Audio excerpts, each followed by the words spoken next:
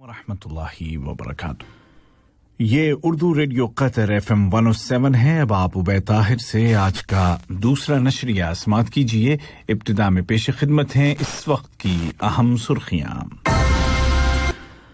Qatar ने एक बार फिर कहा है कि वो लीबिया के भाइयों की इन उमंगों को सपोर्ट करता है कि वो इदारों वाली ऐसी सिविल रियासत तश्कील दें जिसमें सभी के लिए गुंजाइश हो। वाशिंगटन ने दहशतगर्दी के खात्मे के लिए बैनुल अक़वामी कोशिशों में कतर के अहम किरदार की तारीफ की है।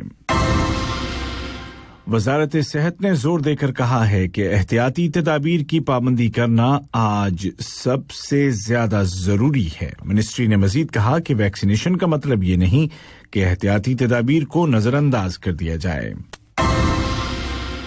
और अमेरिका ने यमन के हौसी बागियों को दहशतगर्दी की फहरिस्त से निकालने की कार्रवाई शुरू कर दी है। और अब पेश खिदमत है उर्दू रेडियो कतर FM 107 से आज का दूसरा मुफस्सल नशरिया।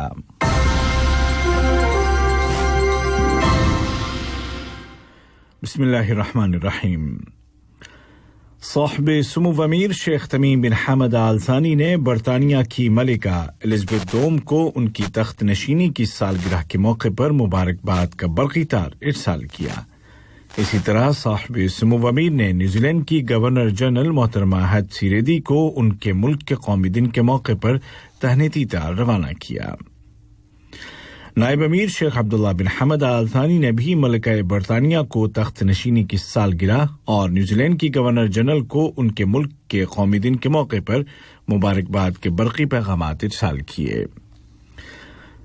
वज़ीर आज़म व वज़ीर दाखिला शेख खालिद बिन खलीफा बिन अब्दुल अजीज आल थानी ने न्यूजीलैंड की वज़ीर आज़म मोहतरमा जेसिंडा अर्डर्न को उनके मुल्क के कौमी दिन के मौके पर तहनीत का बरक़ी पैगाम रवाना किया।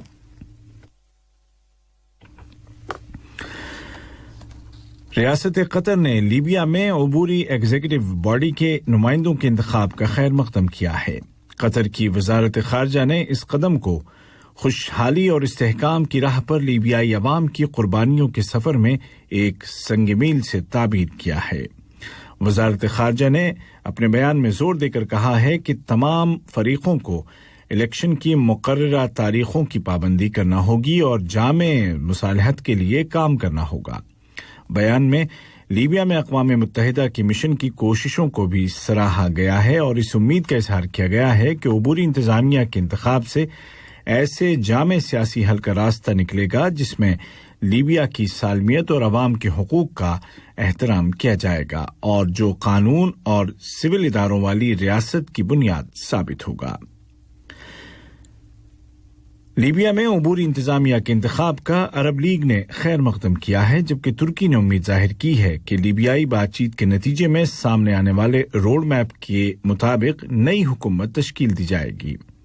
उधर अमेरिका और यूरोपीय मुल्कों ने एक मुश्तरका बयान में तमाम फरीकों से अपील की है कि वो इक़्तिदार की मुंतकिली को यकीनी बनाएं, जबकि अक़वाम मुत्तहिदा के सेक्रेटरी जनरल एंटोनियो गुतरेश ने कहा है कि लीबिया सही रास्ते पर चल रहा है।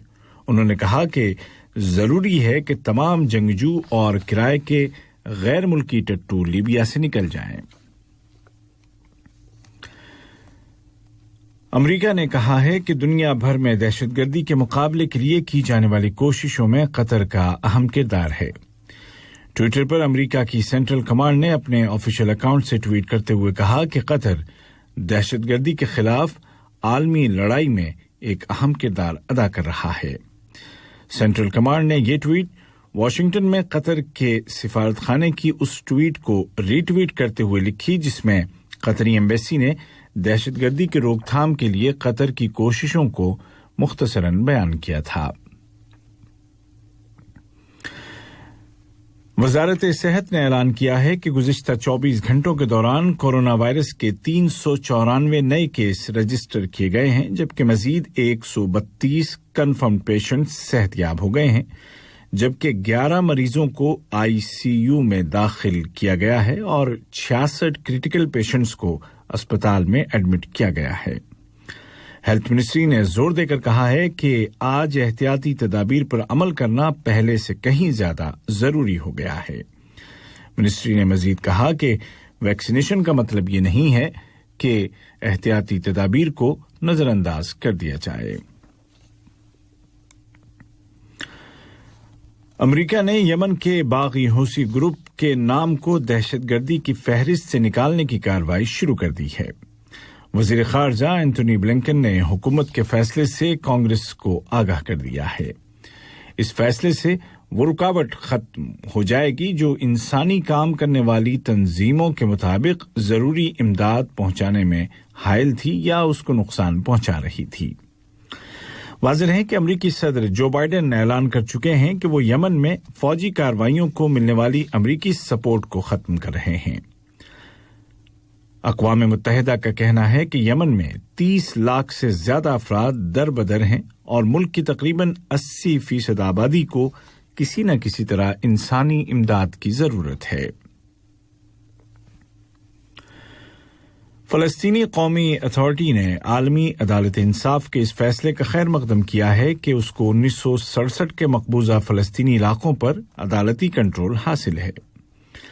فلسطینی وزیر اعظم محمد اشتے نے اس فیصلے کو جرائم کا ارتکاب کرنے والوں کے لیے ایک میسج سے تعبیر کیا کہ وقت گزرنے سے ان کے جرائم ختم نہیں ہو جائیں گے اور وہ سزا سے بچ نہیں سکیں گے۔ انہوں نے عالمی عدالت سے مطالبہ کیا کہ وہ دائر کیے گئے مقدمات کے حوالے سے عدالتی کارروائیوں میں تیزی لائے۔ دوسری جانب اسرائیلی وزیر اعظم بنیامین نتنیاہو نے عالمی عدالت انصاف کے اس فیصلے کو سامی نسل کے ساتھ کھلی دشمنی سے تعبیر کیا ہے۔ یہ خبریں آپ اردو ریڈیو قطر FM 107 سے سن رہے ہیں۔ وائٹ ہاؤس نے اعلان کیا ہے کہ ایران کے ساتھ موجودہ ایٹمی معاہدہ نئے ایٹمی معاہدے کی بنیاد ہوگا، جبکہ ایران کے وزیر خارجہ محمد جواد ظریف نے کہا ہے کہ امریکہ کی ایٹمی معاہدے میں دوبارہ شمولیت کے لیے کسی طرح کے مذاکرات کی ضرورت نہیں ہے۔ وائٹ ہاؤس کی ترجمان محترمہ جین ساکی نے کہا کہ گیند اب ایران کے پالے میں ہے۔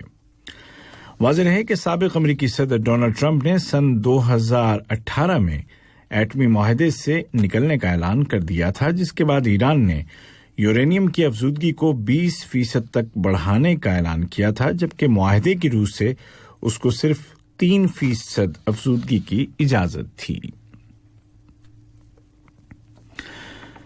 روس نے یورپ کے 3 سفارتکاروں کو ملک بدر کر دیا ہے، جن کا تعلق جرمنی، سویڈن اور پولینڈ سے ہے۔ روس کے اس فیصلے کے بعد یورپ کے ساتھ اس کے تعلقات میں بڑی دراڑ آ گئی ہے۔ جرمنی کی وزارت خارجہ نے روس کے سفیر کو بلا کر روس کے فیصلے پر احتجاج درج کرتے ہوئے اس کو مسترد کر دیا ہے، جبکہ روس کا الزام ہے کہ یہ سفارتکار جیل میں بند اپوزیشن لیڈر الیکسی نیولنی کے حامیوں کے مظاہروں کو سپورٹ کر رہے تھے۔ برطانیہ نے بھی روس کے فیصلے کو بلا جواز قرار دیا ہے، جبکہ یورپی یونین نے مسٹر نیولنی کو رہا کرنے کا مطالبہ کرتے ہوئے اعلان کیا ہے کہ وہ آئندہ ماہ ماسکو کے ساتھ تعلقات کے موضوع پر غور و خوض کرے گا۔ آج کا دوسرا نشریہ ختم ہونے سے قبل اس وقت کی اہم سرخیاں ایک مرتبہ پھر سن لیجیے۔